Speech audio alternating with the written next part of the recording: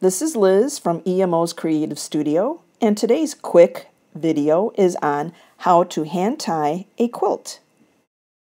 This quilt measures out to approximately 56 inches wide by 78 inches long. It is comprised of 6 panels of the Big Star block.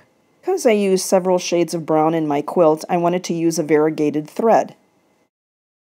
Cut a length of thread from the skein, but do not separate the strands. You need to use it as a whole. Use a sharp needle that has a large head so you can get all that thread in. Cut a length that is manageable to sew with. Mine are cut at about 24 inches or so. I use embroidery thread to keep the quilt feeling soft. For me, yarn makes it too thick for my liking. The trick to hand tie is to keep the 3 layers together. This method has been used for centuries. I spaced my ties around 6 inches apart. First, you thread your needle. Do not double up the thread and leave the end untied. Next, you find a spot and insert the needle, making sure you grab all 3 layers.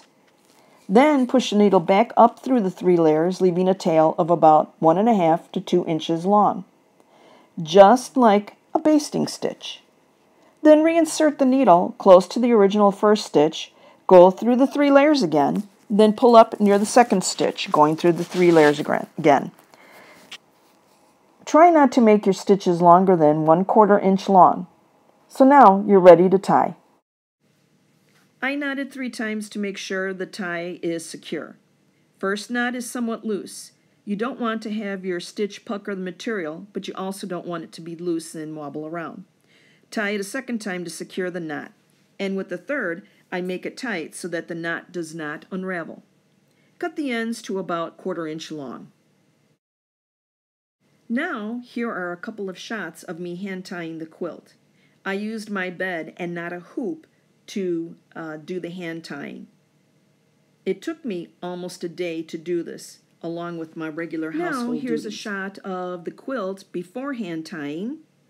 Now a shot of the quilt after hand tying without the basting pins, and a couple of photos of the back of the quilt. Because I use variegated thread, some of the spots you can't really see the thread well.